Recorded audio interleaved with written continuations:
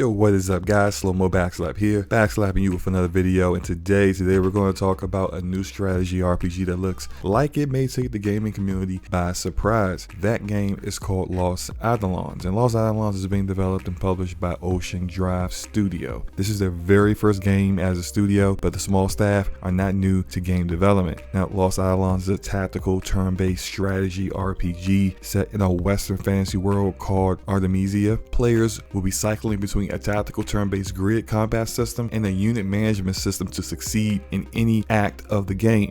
Think Fire Emblem Three Houses, but with a much more realistic art direction. The story follows Eden, a mercenary forced into a war he wants no part of. We don't know much else about the story so far, but in this video I'm going to provide you everything there is to know at this point about Lost Eidolons. So before I go any further, hit the like and subscribe button, please. Really appreciate that. That really helps out. And let's go ahead and get into it.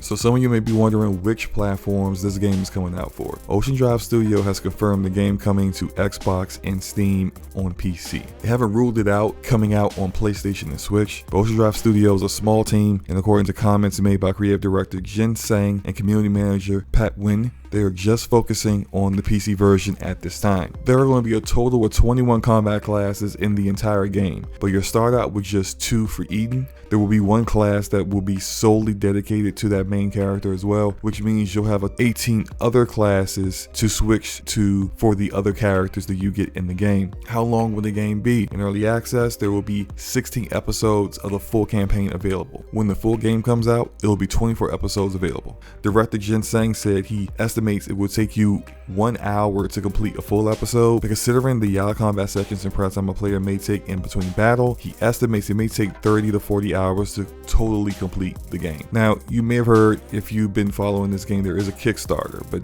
don't be alarmed. The Kickstarter is not for the game itself. The game is already fully funded. It's for the marketing, of which would be pretty difficult to do for such a small studio. The goals are pretty modest on the Kickstarter. Like the first revenue goal would allow permadeath to be unlocked in the beta. The other ones will allow them to do harder difficulties post-launch. So don't be concerned with the Kickstarter. It's not funding the game itself. It's more funding the marketing for a small studio that doesn't have the resources that big publishers have. Now, you may be wondering where this game is coming to Game Pass or not, and that is a really good question considering Lost Eidolons was revealed at ID Xbox Showcase on Twitch, and since many of the games shown there are also going to be launching in Game Pass, many are wondering if Lost Eidolons will be one of them. Well, referencing a Q&A that the community manager Pat and creative director Jin had done, they would love the game to be in Game Pass, but it is currently not going to Game Pass at this time.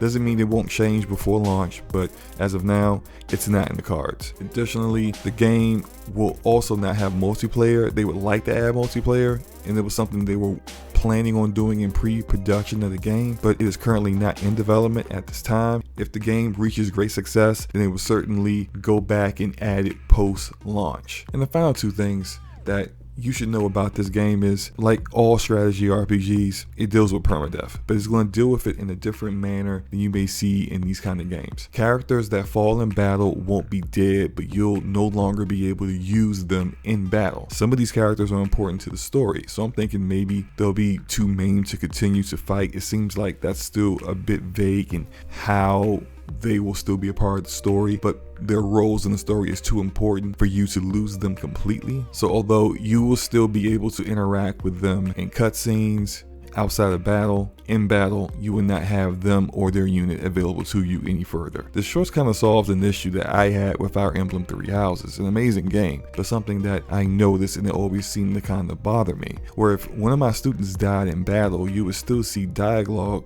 speaking about them in the present tense as if they were still alive, as if the developers didn't want to address at all that characters dying could represent a change in the story.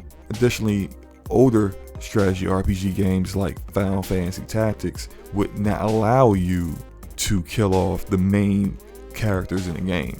They will fall in battle and they would just stay down and not die, whereas your other non-important characters would die after a certain number of turns. I feel both of those choices by Fire Emblem and Final Fantasy Tactics breaks the immersion of the game, and I'm glad that Ocean Drive Studios wants to preserve the story and still allow permadeath in a sense. So I'm interested in seeing how this all plays out.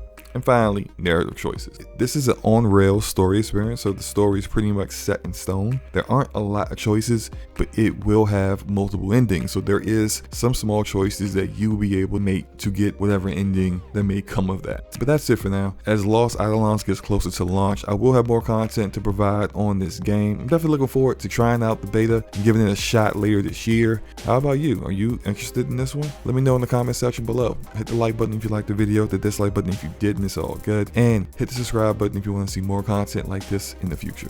Peace.